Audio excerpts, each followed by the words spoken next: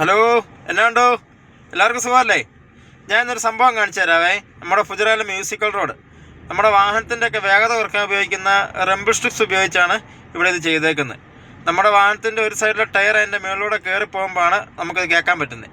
ഏതായാലും നമുക്കൊന്ന് കണ്ടു നോക്കാം.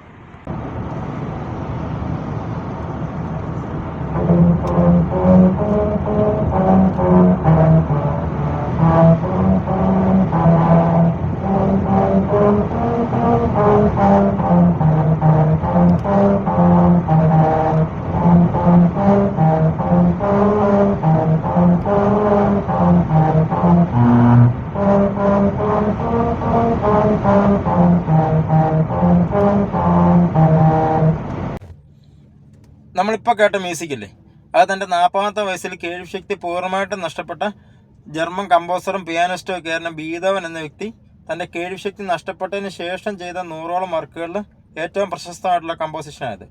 അതാണ് നമ്മുടെ ഫുജറായിലെ റോഡിലൂടെ ചെയ്തു വെച്ചിരിക്കുന്നത്. അപ്പോൾ ഇതിനെക്കുറിച്ച് എനിക്ക് ഇത്രയൊക്കെ അറിയത്തുള്ളൂ. അതുകൊണ്ട് നമുക്കിനി പിന്നെ കാണാം.